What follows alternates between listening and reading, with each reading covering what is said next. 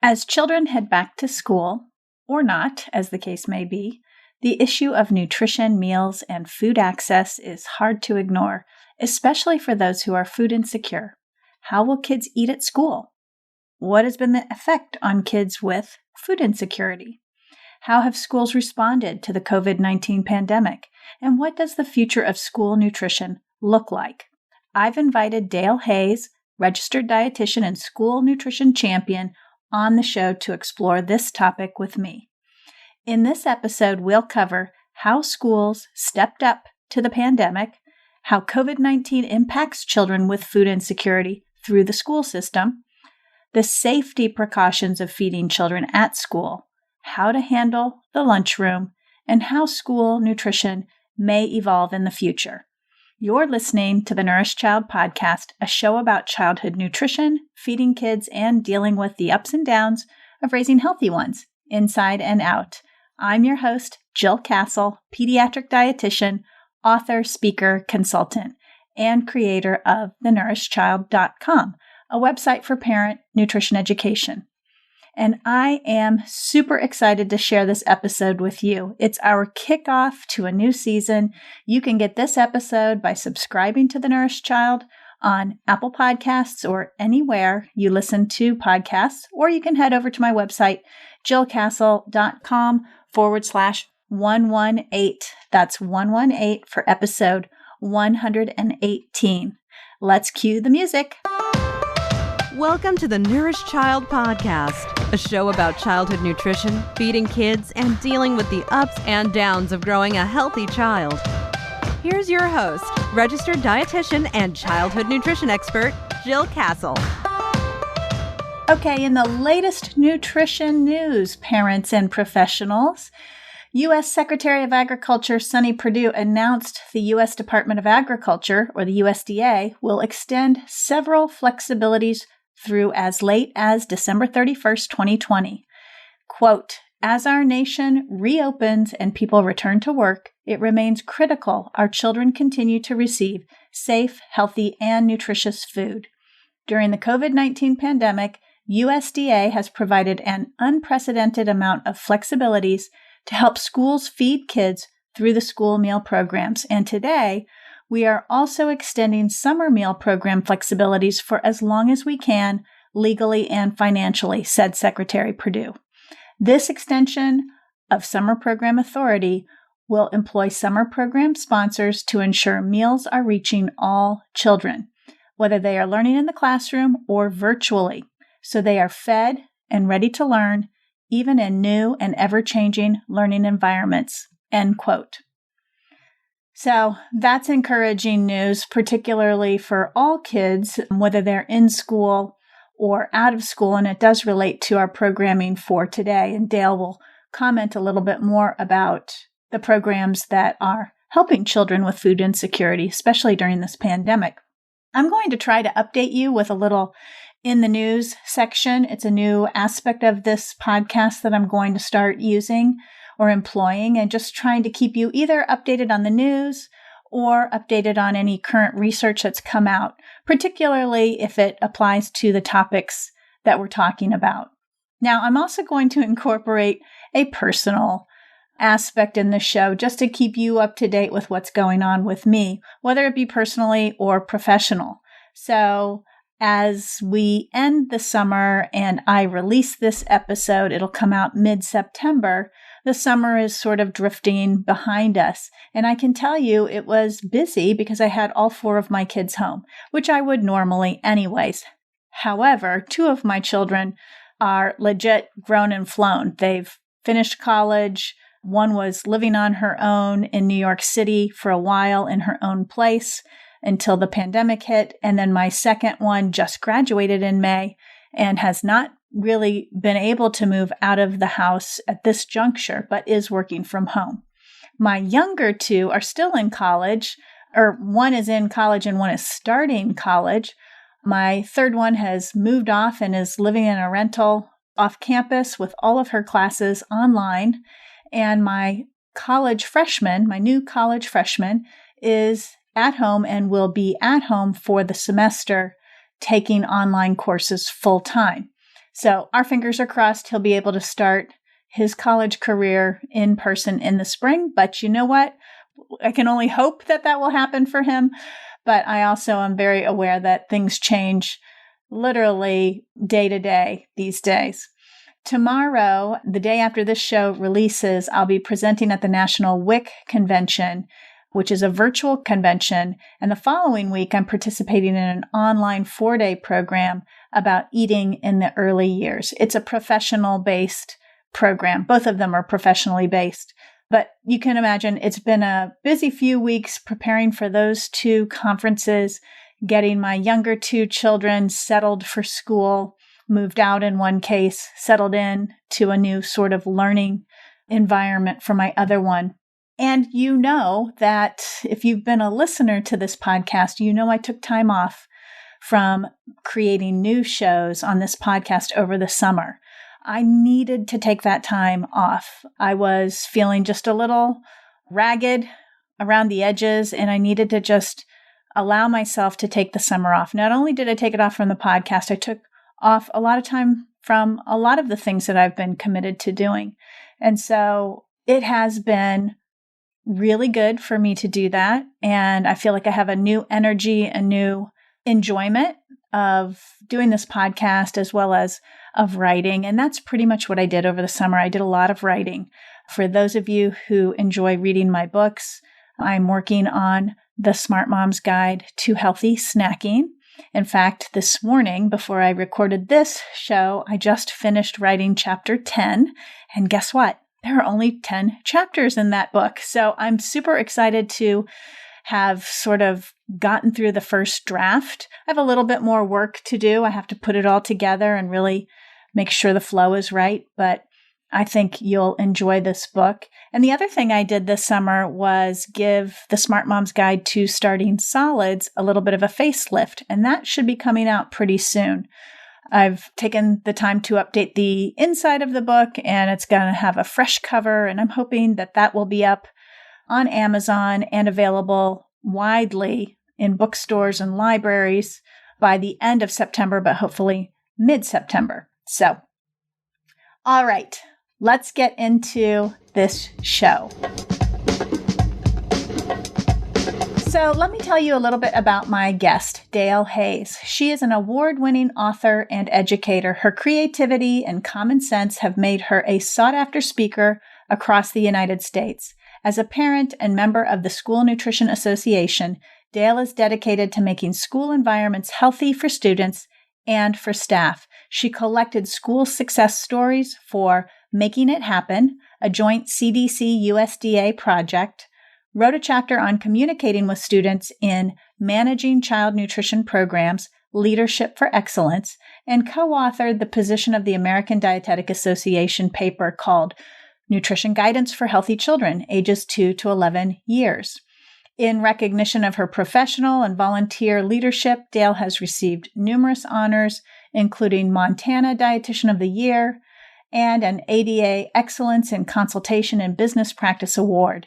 In January 2012, she received the Silver Fame Award as a Friend of Child Nutrition from the National School Nutrition Association. So I'm super happy to have Dayle on this show. I personally met Dayle several years ago in Tennessee. She probably doesn't even remember meeting me. She was in the Tennessee area. This is when I was living in Nashville. She was there visiting and presenting on school nutrition, and I attended her conference. And I was in awe of her then, and I remain so today. So let me introduce you to Dayle, and I hope you enjoy the show. Dayle, welcome to the Nourished Child podcast. Thank you. I am delighted to be here with you. I don't know. I might be more delighted than you. I am super excited to talk with you today about school nutrition, particularly in this COVID pandemic. We're recording this interview in August. Really, some children I've noticed this week have already started back to school. I'm on the East Coast. We're not starting back for a couple more weeks. I actually have a rising freshman in college who we just found out this week would not be matriculating to campus. And so there is just a lot of stuff happening around the return to school and really school food, school nutrition. And I couldn't think of a better person to have on the show than you to help us understand the role of school nutrition during this pandemic, what has been going on, what the challenges are, and really how families can nourish their children their best given the circumstances that we have, whether they're going back to school or staying at home. But before we start all that, tell my audience about who you are and your involvement in school nutrition and how you came about focusing so much of your work in this area. Thank you, Jill. I currently live in Bozeman, Montana, but by the time this podcast is on, I'm probably going to be in Philadelphia helping out my son and his expanding family. So I'm going to be focusing on my grandma role pretty shortly. That's here. Wonderful. It is wonderful. I have been a registered dietitian for 40 some years, and I started out working with very young children and young families with the WIC program, actually in Massachusetts. And then when I moved out to Montana, I got interested in private practice, focused a lot of my attention on eating disorders in young women. So there's a through line here. It is about young people. It is about feeding the future. But somewhere around kindergarten, I guess actually first grade, when my still sassy daughter went to school and came home and threw down her backpack and said, "Do you know what they serve in that lunchroom?" My son, of course, had been eating there and hadn't had any problem at all. And she wanted me to come and pay attention. So I did. And that was really my entree into school nutrition, working first as a mom and then growing interest in the field and realizing, quite frankly, how important school meals are. Not so much to those of us who usually have an option, you can eat school lunch or you can bring something from home, but what school meals mean to a huge number of children across the country. So that started sometime, I guess, in the 90s. And then I started working with teen nutrition programs across the country. So for about the past 2 decades, I have consulted with, provided technical assistance to departments of education, some larger school districts, worked with a number of commodity boards, people who are interested in making sure their products are served in schools. So a very diverse base of clients, but really concentrating on the K-12 segment. And you also have a Facebook page that's quite popular with school nutrition professionals and other nutrition professionals, right?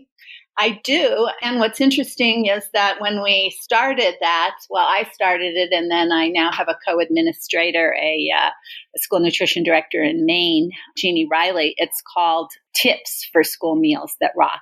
And we just started it as a way to build a community, a place where school nutrition people could, quite honestly, go in and ask their peers, sort of crowdsource answers to questions that they were having.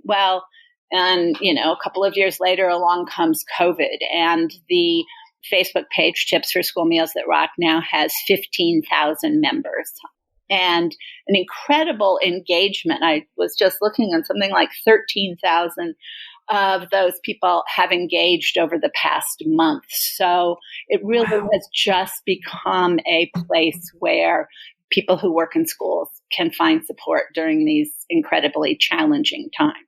Yeah. Well, there's nothing, I've been preparing for a presentation that I'm doing online in September. And part of what I'm talking about is just the impact of COVID on childhood nutrition. And there is so much in the news about schools and COVID and school nutrition. So let's start with just your impression of or perspective around how COVID has impacted school nutrition systems. Well, it really has impacted school nutrition systems in some very challenging ways and also in some very positive ways. I think all of us are trying to find some silver linings in this situation. What happened when COVID first sort of hit the news and hit communities across this country. It was around March 13th, and a lot of school nutrition people, went home for the weekend, or some of them were actually in Washington, D.C. at a conference. And sometime between March 13th and March 16th, Monday, they heard that schools were closing. Speak about an opportunity to pivot. Suddenly there really was no question whether or not they were going to feed children. The question was, how were they going to do it? And what I found so amazing is that literally in 48 hours or less, people were able to, no longer serve in cafeterias. So what that meant was serving curbside, drive up, drive through, or in many cases in rural areas of sending food out on buses instead of picking up children and bringing them in. So it was, and if anybody can sort of think back to that time, schools closed, restaurants closed, grocery stores were uncertain. Really, school nutrition became the food safety net for people across the country. Obviously, those children who relied on free or reduced price school lunch were, they were essential. But I think what people didn't realize maybe so much at the time is that even people whose families had been economically stable could suddenly be in a situation where nobody had a job or where they had to quarantine at home. So I think how school nutrition looked at this was that they've always been essential. They've always been essential to feeding children. But now suddenly, in the course of 48 hours or so, the world began to realize that they were essential. And in that process of, feeding children or feeding families, stepping up to the plate, if you will, where were so many of the schools able to access food? Were they still getting it from sort of their sources as always, or did they have to sort of, rethink about where they would, access food to feed probably larger numbers of families than they were formerly doing? Yes, it grew exponentially. And you're right that the whole food system was impacted. The question about where schools were able to access food, especially in the first few weeks, was a very important one because food systems were impacted. There were shortages in deliveries to grocery stores and that kind of thing. But again, the resourcefulness of school nutrition people always astounds me. And they were able to not only look at what they had in their storage. So, any school has got both, cold storage, frozen storage. So they looked at what they had on hand, and then they started looking around for other possibilities. And one of the places that came from sort of uniquely, and Tips for School Meals that Rock got to be involved, was doing something with all the food that wasn't able to go to restaurants or able to be served in restaurants. So, think of everything that was sort of in the food system at that point, especially fresh fruits and vegetables. So we worked with United Fresh to say to people, there are things that can't be delivered to restaurants because they're not serving meals. And also, hotels, resorts, conferences, all those things suddenly canceled meant that there was this backlog, especially of fresh foods. So a lot of schools worked with their local produce distributors and were able to source some of it for pay or some of it for money, but also for donations. So there was this system that within a week and a half was set up so that people were really looking at, okay, schools are the place where this is happening, where families are being fed. How can we get that food to schools? That's really quite resourceful and so fast, the turnaround. These are people who are used to coping with, what happens when the milk delivery can't be made, because the roads are icy. These are people who figure out how to do things, and the resourcefulness and the community support. I want to really emphasize that it was not only what schools were doing, but they looking out to their partners in the community, whether those were food distributors, whether those were food banks. I mean, a lot of food banks started saying, okay, we've got this food. We don't want people to have to go to school to get some things and then come to the food bank. Let's just distribute it all from one location. So schools started to become a place where food, as well as some other essential items, could easily be distributed to families, and in amounts that I think would astound people. So between mid-March when that happened, and the beginning of June in Boston Public Schools served 1 million meals. Wow. In 3 months. Wow. Less, about 2.5 months. And realize that are meals that aren't served in a cafeteria, that those are served curbside in the case of Boston mostly. And those are served, it doesn't matter what the temperature is. I remember a district up in New England where it snowed 1.5 feet and they figured out how to get the food out to families. Minneapolis is another good example of a city that between actually about 3.5 months served 2 million meals. So I think the scope of this is also really important. I tried to find the national figure, but at this point, I'm pretty sure it's, with numbers like that from some big cities, that it's well over 100 million meals that were served outside of schools in a variety of ways. Wow. I mean, that alone sort of, in my brain, I'm kind of thinking, it seems like there's plenty of food, and yet we know that there isn't plenty of food. We know that children are food insecure, and I do want to dive into the impact on them particularly, especially as schools moved into online education and, many children who come from poverty or families who are poor or food insecure don't have access to the foods that they need, were even more vulnerable and more at risk being at home for education. Do you have sort of insight on how that impacted children on a whole, but particularly children with food insecurity? I think it's such an important question and such an important issue, Jill. And it really is something that is of grave concern to people in the school community, as well as in larger than just schools in terms of feeding, as we go back to school and as these blended, hybrid, again, turn on a dime. I mean, one day a school can be open and feeding kids in the cafeteria, and the next day they can close the school down, and then think about those children and how they are going to be fed.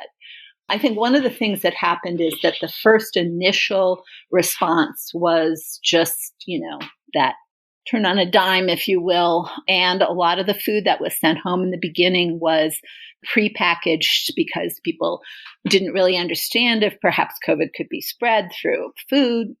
Those kinds of issues came up as we learn more about the transmission of the virus, and also as schools could sort of take a breath and step back and say, we don't want to just do individually wrapped processed items. We want to think about how we can serve the best quality food, and especially to those families who rely on school meals. I mean, there are some children pre-COVID who got 3 meals a day at school.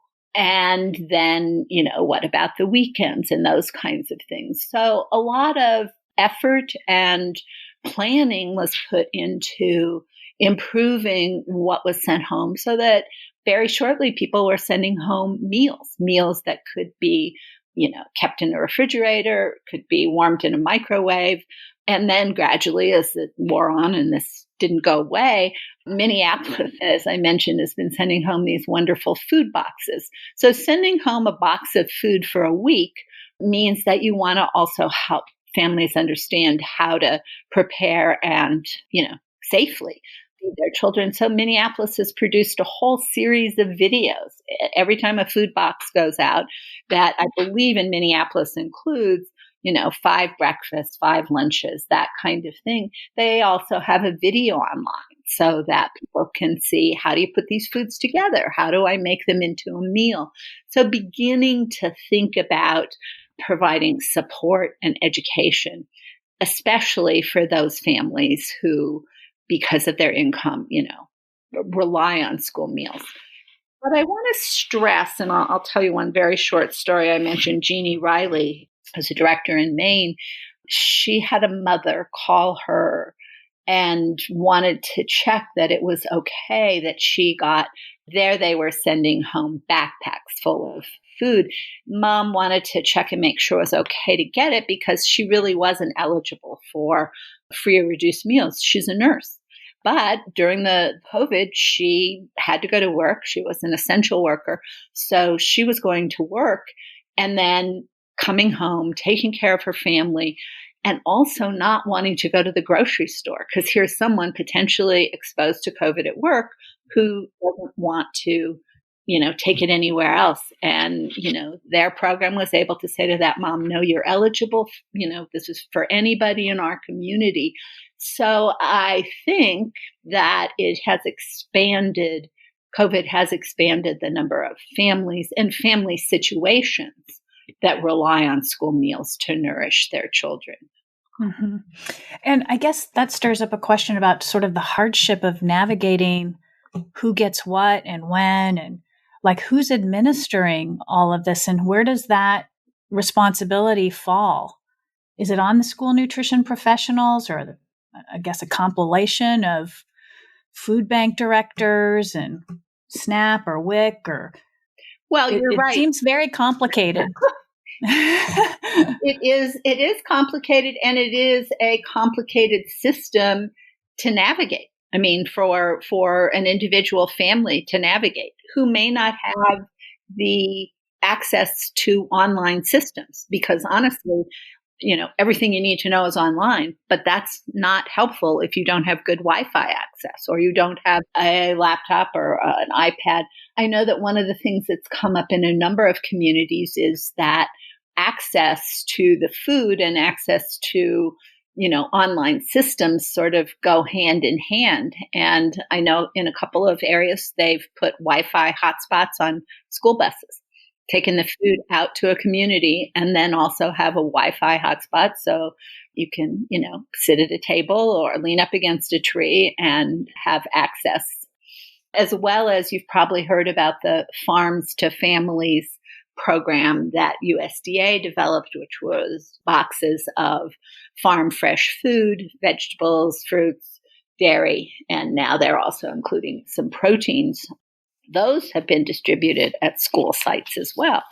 But again, you're right about navigating the system because you need to know when they're going to be distributed and how much is going to be distributed. And if you don't have a car, you can't drive up and get a 20-pound box of food very easily.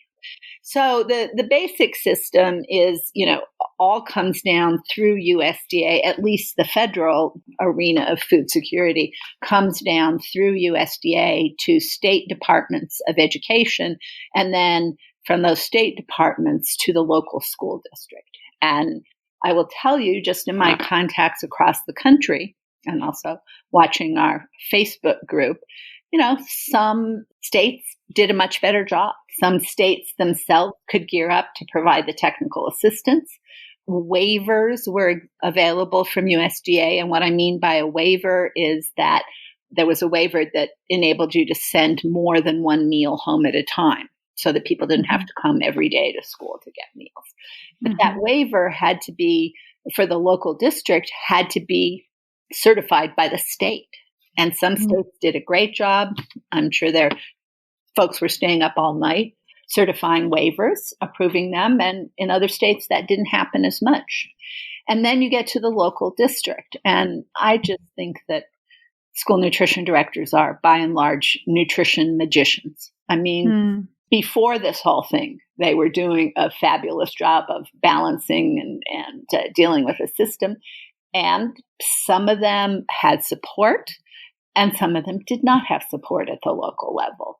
And, support for them and providing them with ideas. I mean, I cannot tell you the number of times that a very simple question would come up on tips, like, where are you finding bags to put all this food in? Because, you've got all this food prepared in your kitchen, but then you have to put 5 breakfasts and 5 lunches in a bag, in a plastic bag. And people were like, I can't get any plastic bags. My food distributor doesn't have anything like that.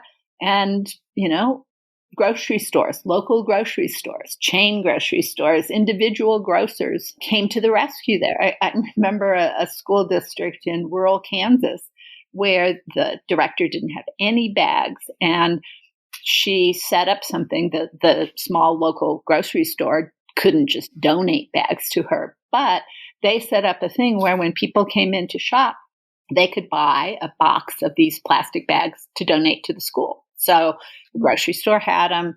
Local people could buy I think they were $18 for, 1,000 bags or something. But that has been the sort of local support that has developed. But I will just be really frank with you. It varies from community to community. It varies depending on a director's experience and depending on what partnerships they had going before COVID. Yeah.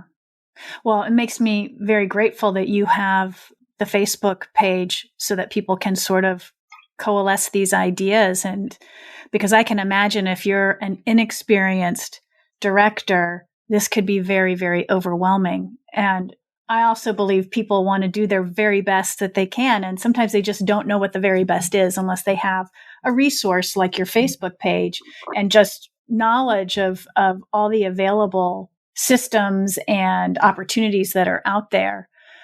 I also am thinking, I heard something recently from somebody who said, if you care, you do. And I think that is so true in this situation. You probably know I'm very good friends with Clancy Harrison, who's been on this show before, and she works tirelessly at her local food bank as a director, and a great model for being on the front lines and, boots on the ground, doing something every day to help feed the hungry individuals of her community. And I think it does boil down in a lot of ways that if you do care about this stuff, you will find ways to do it, but it's not easy.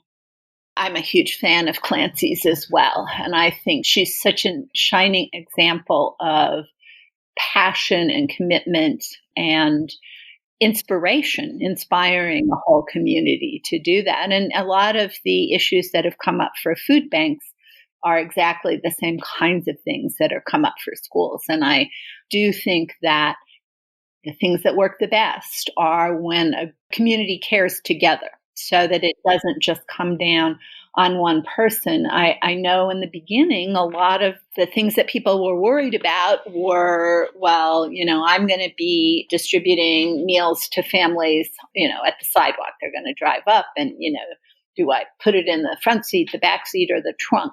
And, how close contact am I becoming? How these things evolved was very quickly, and also they evolved from having role models and situations, role models like Clancy, and situations where in the absence of overall federal guidance, and there was an absence in the beginning about how schools should handle these things, people developed local systems and then they found ways to share that out. Only a very small number of school distribution sites had to be shut down because of COVID. Not to say that, there weren't any school nutrition people who tested positive. There were, and very sadly, I know of a few deaths as well. But I think what's important to remember about school nutrition people, not only that they care incredibly, but they also have been food safety conscious forever.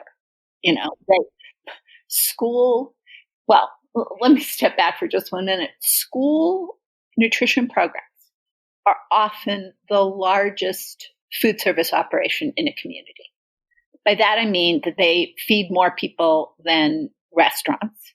And that's true in small towns in Montana and big cities. More children are fed in Dallas public schools than in the McDonald's. This is a huge, massive food service operation and one that runs safely. I mean, school nutrition cafeterias have been the safest place to eat for years. So when a new issue comes along and it is, new safety precautions have to be put in place, when people knew what those were, they were able to implement them really quickly, and as they evolved with masks and surfaces and all those kinds of things, social distancing, they've just implemented those beautifully. By the end of the summer, people really had this down. I think the big question is how people are going back to school is the big question. And I was just going to dive into that because you sort of teed that up quite nicely for me, because here we are now, mid-August, everybody's getting ready to go back. I've seen on the national news schools, I believe it was in Georgia, that went back and nobody was wearing masks and kids were, on top of each other in hallways. And, within the week they had, multiple cases of COVID. And so, this is going to be such a huge challenge. What do you think about this? What is, you've worked in this area for so long. And of course, this is not anything any of us have ever sort of navigated before, but, the school lunchroom is a place where there is crowding. How are people talking about dealing with that lunchroom? It's a very big issue. And it's also an issue, I think, I actually know the school nutrition director in that national news story. Mm-hmm. So, yes, children were crowded and they were not, by and large, wearing masks, and they had to shut down the schools. So just imagine what that means from feeding. What it means is that if you had it all planned out, and school nutrition directors have not just been looking at Plan B, many of them are talking about Plan G. They've worked out a variety of scenarios that involve eating in the cafeteria, eating in classrooms, eating outside, multiple plans, multiple scenarios, multiple menus that can be as flexible as they can possibly be. If anybody can figure out how to do this, I think school nutrition heroes can figure out how to do it. I'm sure that in many districts, breakfast in the classroom has become the norm. That's how they serve breakfast. And it's become a model that's workable, and educators, teachers, paraprofessionals have gotten involved and done things while students are eating breakfast so that that's an educational time as well as a nutrition time. And so I've been working with the School Nutrition Association to support how are we going to do that when students are not only having breakfast in the classroom, but lunch in the classroom as well, and helping people think through that. Because I think as we move forward here, every school is going to serve at least some meals in classrooms. You just can't distance students enough in a cafeteria. So kids will be eating in classrooms. Yeah. Do you foresee programs where dinner is sent home or anything, the continuation of the weekend backpack for eligible families? Absolutely. That's actually, I don't know whether it's scenario G or, Plan K or what it is. But yes, I think a lot of schools are looking at. So again, the whole idea of school meals is that they nourish children. They nourish them physically. They nourish them behaviorally, cognitively. It doesn't really matter how children are learning, blended, hybrid, e-learning, whatever the model is, children still need nourishment to be able to learn well. So I think that is definitely a model that I've seen talked about, is that breakfast and lunch at school, and then you send something home. A lot of these hybrid models, though, are very complex. Students are in school twice a week, then they're home for 3 days. I mean, again, it's just the kinds of questions I see coming up on tips right now are just, how am I going to put this system in place? And how is it going to be workable? People aren't saying, I'm not going to do this or this can't work. They're saying, how am I going to make this work? Mm-hmm.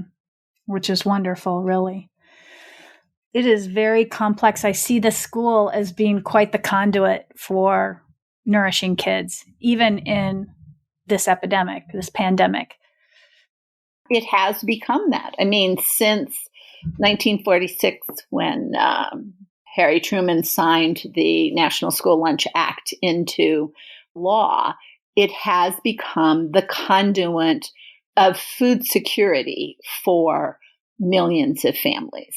Obviously there were some systems in place before that, and it's grown to include breakfast and lunch, supper, snacks, all those kinds of things. But I think the realization of the importance of school meals that happened in an emergency like COVID will lead us in the direction of really institutionalizing even more the fact that that's how we feed children, families, and honestly, first responders, emergency workers. A number of school systems were kind of up to speed on this emergency business because, of effects of hurricanes. Large feeding operations during emergencies have always operated out of schools where, families sheltered at schools and that kind of thing. The difference, of course, here is that it is an entire community rather than a small number of people or smaller number of people affected by it, and that it's national, that it's the entire food system, not just, South Florida or the Carolina coast. But schools knew how to do those small emergencies. And quite frankly, I think now they know how to do the big emergencies. Kids change a lot. Their nutrition needs, eating habits, and food preferences do too. So much so, it can be hard to keep up. The Nourished Child, a website designed for parents who want more nutrition education, helps parents like you get crystal clear on raising good eaters. We've cracked the code on nourishing the whole child, whether you're raising a baby, a teen, or a child with health concerns. Our nutrition school and parent education programs help you get the inside scoop on food and nutrients, positive food parenting, and building self-motivated, autonomous kids who are good eaters. Visit thenourishedchild.com today.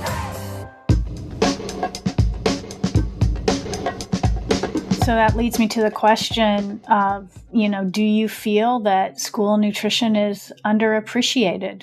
Yes. Sadly, yes. I knew the answer to that because I feel that way too. I suspected you felt that way, but as somebody who's, knee deep in it, or probably even more hip deep maybe, is it attitudes? What is it?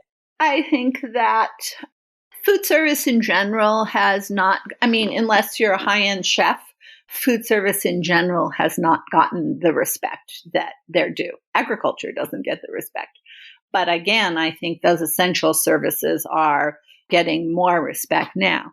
School nutrition professionals are underappreciated in terms of their pay, the respect that they get in a school system. They're sort of often underappreciated in terms of the amount of space they're given, the amount of time they're given in a schedule for a day, and the number of resources and support.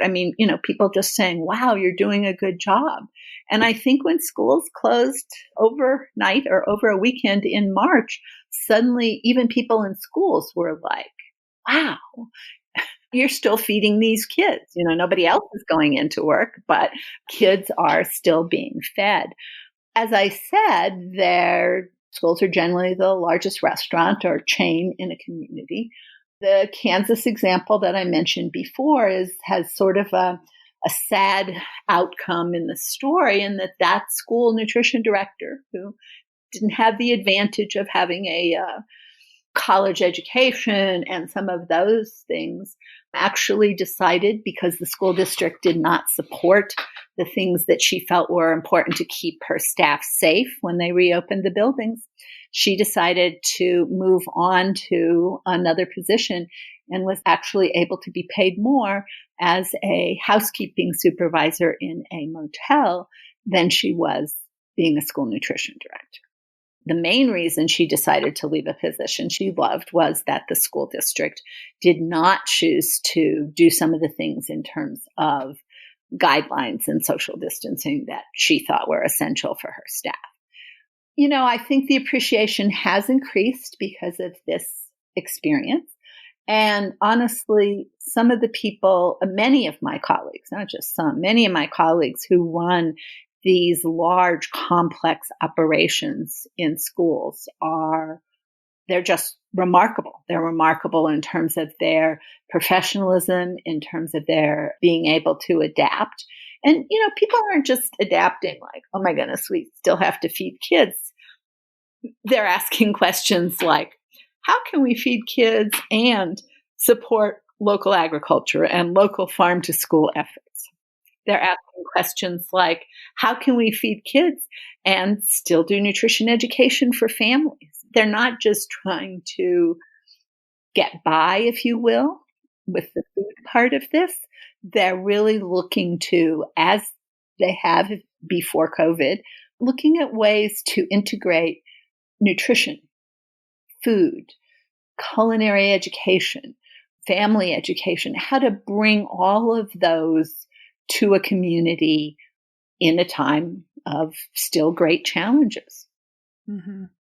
Yeah, the underappreciation is bothersome to me. I have a personal connection. I think you met my sister when we were at a School Nutrition Association meeting last July, and she has worked in her children's elementary schools as a cook for many years. She started volunteering there when her youngest son entered elementary school and has risen up the ranks, if you will, as one of the head cooks. And she absolutely loves it. And the children love her. And she's, gone beyond just her day job and has developed all of these cooking classes for the elementary students, which are super popular and always have a wait list. And, it saddens me when I think about so many talented, good-intentioned, loving people in the schools that are serving these meals. They're cooking these meals. They're serving them to children.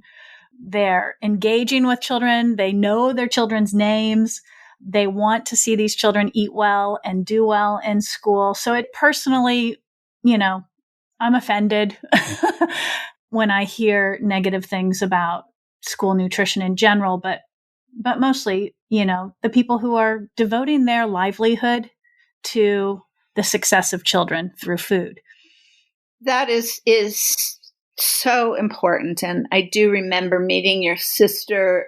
Her story is not unique in that I think that's how a lot of people came to school nutrition, came to their love of school nutrition in that way, as volunteer parents or as looking for a way to be involved outside of the house. And those folks in school nutrition are incredible. There was a sort of t-shirt or a hashtag that turned into t-shirts at the beginning of COVID or somewhere along the way that can't stop, won't stop, because people were absolutely determined to keep feeding children, recognizing that for many of the children who we're talking about, before COVID, something like 20 million children a day were eligible for a free or reduced price lunch. 20 million children across the country were eating at school because that was going to be the best meal or meals that they were getting during a day. And, people who work in schools realize that. They see the students, they see the families, they get the thank you notes, and they can't stop, won't stop. And in our current situation where everybody is trying to figure out, how do we educate kids? How do we create learning models that really do work for children? School nutrition people, to my mind and to the mind of many colleagues around the country, we have to figure this out because school meals are the foundation of good health. Hungry children cannot learn. They can't learn if they're hungry in a classroom, and they can't learn if they're hungry at home sitting in front of a screen. So feeding those children is an essential part of how we're going to move forward in terms of education and in terms of health for our future. That's very well said. My last question for you before we wrap up is, how do you see school nutrition changing in the future based on this experience of the COVID pandemic? I have two answers, two possibilities. I'm going to start with my hopeful. Some days, some hours, I'm more hopeful than others.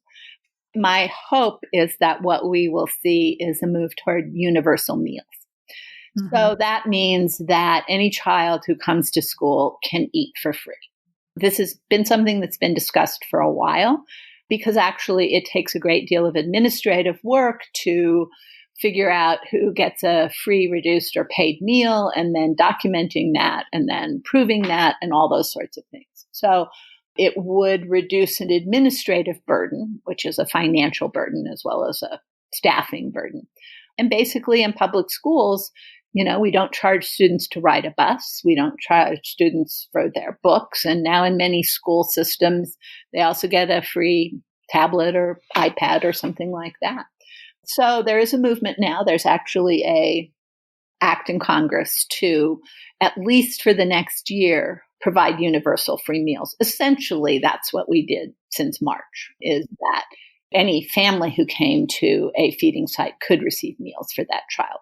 So people are saying, okay, for the next year, let's have a waiver to continue to do that. And if that happened for a whole year with documentation and how feeding went and, the research and the study of that, I think we'd be in a position to say, yes, let's just have universal meals. Let's just feed everybody at school. So that's my helpful answer. My fear sometimes is that school meals will be seen as only a feed the poor mechanism.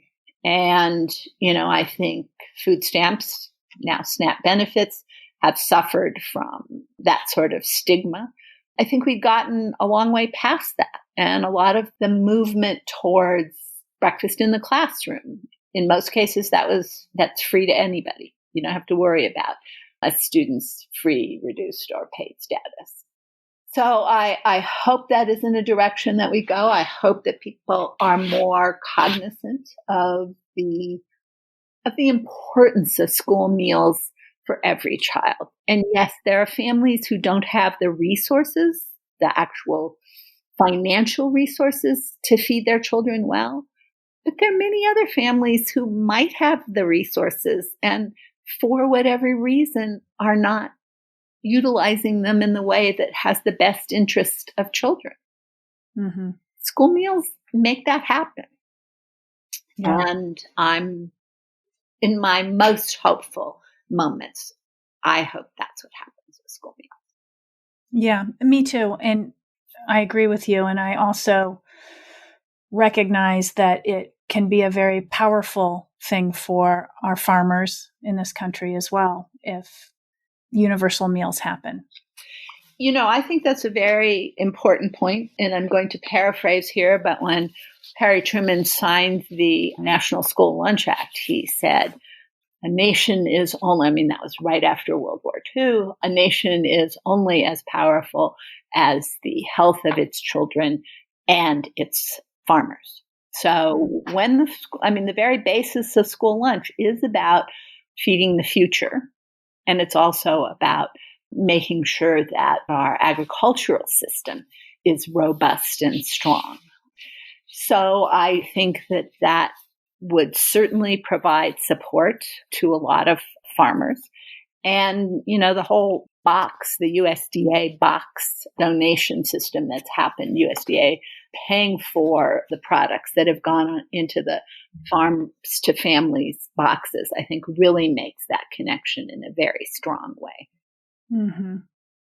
Well, Dayle, you are such a wealth of information and knowledge and insight, and I really appreciate you sharing all your information today. Where can people, listeners, parents, other nutrition professionals, school professionals find you and connect with you? Thank you, Jill, for the opportunity to talk about this. It's my absolute passion and commitment to making sure that people do understand the realities, the challenges, and the incredible benefits of school nutrition. Basically, people can find me online at anything that says School Meals That Rock. So Twitter, Instagram, and Facebook, and especially if a school nutrition professional hears this and you're not part of the community, just look up tips for school meals that rock. I love connecting with people, hearing stories, and then, of course, being able to share those stories out with other folks. I do think anybody can get involved with school nutrition if it's a passion that you have. In this time and age, I would look on your school district website, find out who's a school nutrition director, contact them and say, hey, what's going on? What kind of support do you need? Do you need bags to deliver food, or are you looking for volunteers that can help in, giving out farms to families boxes? There are many ways, personally or with donations, that folks can help support school nutrition. Wonderful. Thank you so much, Dayle. Best to you as you make your transition to Philadelphia. Same to you. Best to you, your family, and especially your children as they pivot and turn and learn flexibility with going back to school this year. That's right. That's right. Take care. Thanks. Well, there you have it. I really enjoyed Dayle's perspective on school nutrition, particularly as it has weathered some significant challenges over the last few months. As I mentioned, my sister is involved in school nutrition as well, and so I have been keeping an eye on things. As she mentioned, and as I imagine you sense is true, things will be different as we move forward. I hope you follow Dayle's Facebook page, Tips for School Meals That Rock, or connect with her directly. If you're not subscribed to this show, head over to iTunes or wherever you listen to podcasts and hit the subscribe button. You'll get my new shows every time they release, and they release about every 2 weeks.